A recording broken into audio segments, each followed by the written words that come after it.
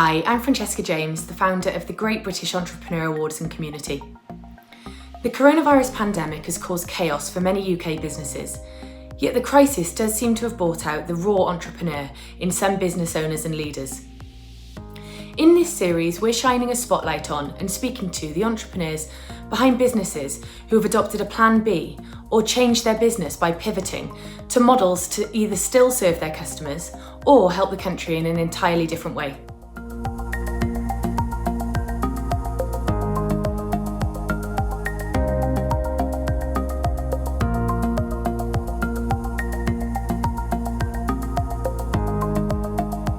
Could you tell me a little bit about your business and what you were doing pre-pandemic?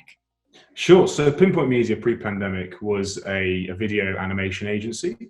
So we work with blue chip clients such as Ticketmaster and Barrett Developments, but we also work with SMEs, startups, small organizations. So there was no client that was too big or too small for us.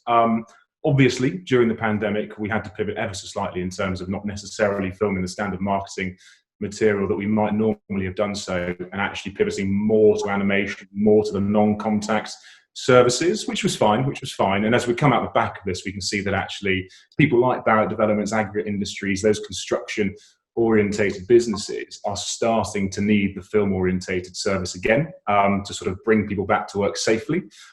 So there's been 6 weeks, I suppose, of not filming, and now we're slowly starting to gear up again, albeit the animation side of the business seemed to sort of take off quite quickly during the pandemic because obviously it's a non-contact service. And I obviously, knowing you through Great British Entrepreneur Awards, I know that it's not just been Pinpoint that has been taking your time over the last few weeks, and you've pivoted quite extraordinarily into a vastly different business. Could you tell us a little bit about that?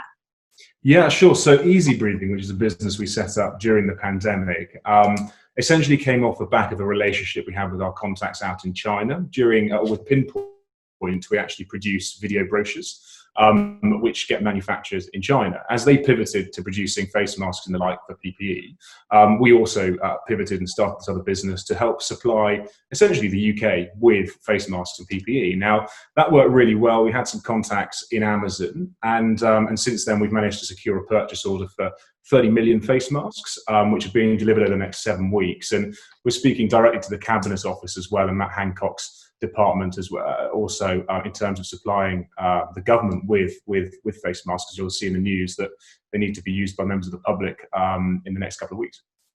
And how quickly did you manage to pivot or take that sort of plan B route, I guess?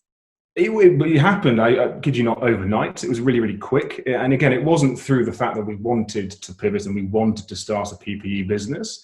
It was more the fact that there was that necessity to, because, if you look back 8 weeks ago, you'll see that the press, the headline news was that there just wasn't essentially the logistical supply chain to get the content or to get the product into the UK. We were able to help and do that. So it was literally 24, 48 hours that we managed to set this sort of up with our contacts. Then we had to go through the due diligence aspect to make sure that everything was kosher. But all intents and purposes, it took off within about 24 hours in terms of the concept through to actually having a web presence. And what about as we start to enter the new normal? What do you think your life, the businesses you're involved in will look like going forward? And what are you going to spend your time focusing on? And has the pandemic, do you think it's ultimately changed? It's created a new business for you, but do you think it's ultimately changed Pinpoint and how you'll operate going forward? Hugely. Pinpoint is, it was going really well. We were growing year on year before the pandemic. This year we'll continue to grow, but not as much. We may break even. I think a lot of businesses are in the same boat there. For me, it's allowed me to step back and have a bit of headspace. I know that's a strange thing to say, but when you furlough part of your team and when you're actually not necessarily in the office daily, you do have a little bit more capacity to actually look at the bigger picture. And for me, that's exciting because as we come out the back end of this, we realize actually what our strengths are, what our weaknesses are, what the new market might need. And a lot of that will be, yes, people will be starting to in-house services in terms of filming, but there's new markets such as podcasting, animation, webinars that actually people might not necessarily quite understand just yet, and will still be able to to work on. So we're looking at a kind of, shrinking our office like most businesses will be doing. We're looking at putting remote workers in Manchester and London within the next sort of 6 to 8 weeks. We're already recruiting for these people. And this has been kind of assisted through the CBILS loan that we've been given by the government, as well as the ability to kind of go, actually, we don't need to have all our staff in one office. We can spread these guys across the country.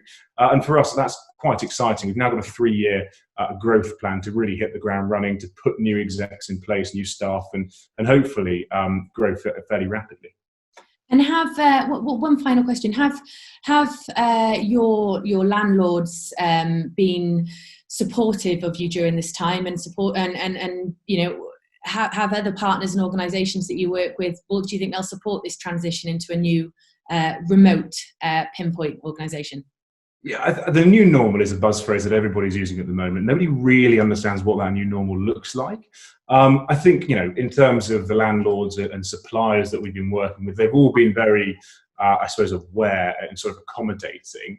Obviously, the relevant payment holidays have been taken. I think anybody who runs a business should take those payment holidays to maximise the cash flow, regardless of what position one may be in. I think coming off the back of this, relationships will be a lot stronger, because people really need people during this time. We're not able to necessarily go out and go into meetings and see our team members, but we are speaking more so over email, over Teams, over Zoom, etc., than we ever have done before. I know the culture at Pinpoint has been incredible. We've been doing quiz nights most evenings. We've been doing, socials every other day. So actually that's more than we were doing during sort of the real world, I suppose. So off the back of this, I think the whole hierarchy and culture will be much, much better, just simply because you've all been through a bit of a turbulent time and grown closer. Your story's phenomenal. Your ability to adapt and to change and to create a new business out of this, not only pivot your existing one, it is really inspiring, and we wish you every luck and success in the next chapter.